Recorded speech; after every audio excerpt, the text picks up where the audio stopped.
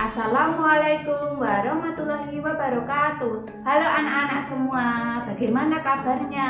Semoga anak-anak semua tetap semangat dalam belajar daring walaupun kita belum bisa bertemu secara tatap muka di sekolah ya. Sebelum pelajaran, Ustazah mau ngecek semangat teman-teman dulu nih. Semangat enggak pelajaran hari ini? Nanti kalau Ustazah bilang teman-teman terus dijawab siap. Mana semangatmu? Terus dijawab ini semangatku. Allahu Akbar. Gitu ya. Yuk teman-teman siap. Mana semangatmu? Ini semangatku. Allahu Akbar. Sebelum masuk ke pelajaran hari ini, Ustazah mau kenalan dulu nih. Pasti belum pada kenal ya.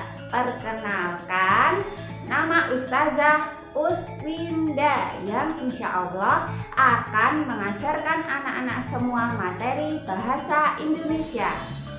Hari ini Uswinda mau mengajak teman-teman semua untuk belajar sedikit materi saja ya, sedikit materi tentang gagasan pokok dan juga gagasan pendukung. Dalam sebuah bacaan atau teks tentunya terdiri dari kumpulan paragraf. Paragraf itu terdiri dari satu kalimat utama atau kalimat pokok dan beberapa kalimat penjelas atau juga disebut kalimat pendukung. Gagasan pokok itu apa ya? Dan gagasan penjelas itu juga apa ya? Gagasan pokok adalah suatu ide utama yang dibahas dalam suatu bacaan, baik berupa kalimat inti atau pokok paragraf. Gagasan pokok ini juga biasa disebut dengan kalimat utama atau gagasan utama atau juga bisa disebut dengan pokok pikiran paragraf. Gagasan pokok ini biasanya berupa kalimat inti atau pokok pikiran yang letaknya pada awal atau akhir paragraf.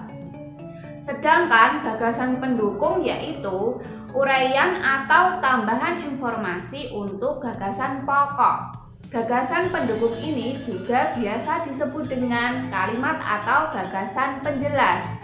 Adanya gagasan pendukung ini fungsinya yaitu untuk menjelaskan gagasan pokok dan biasanya terdiri dari lebih dari satu kalimat.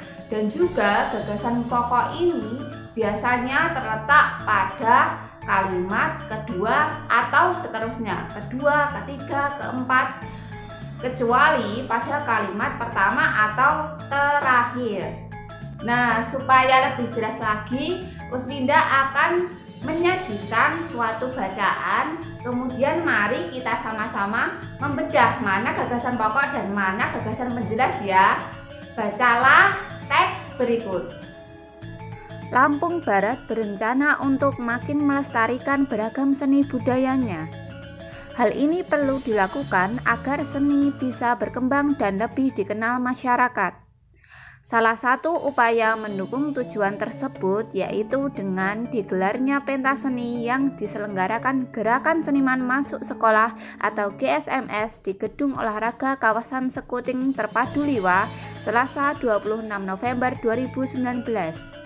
Keberadaan GSMS tidak hanya mengembangkan seni budaya saja, tetapi juga bisa membangun karakter budi pekerti melalui seni budaya. Selain itu, untuk melestarikan seni Lampung Barat yang barangkali belum banyak dikenal masyarakat. Nah, setelah membaca bacaan di atas, mari kita langsung cari mana gagasan pokoknya dan juga mana gagasan pendukungnya. Kita boleh mencari gagasan pokoknya terlebih dahulu, boleh juga mencari gagasan penjelasnya dahulu. Kalau mencari gagasan pokok terlebih dahulu, maka kita harus mencari kalimat utamanya dulu.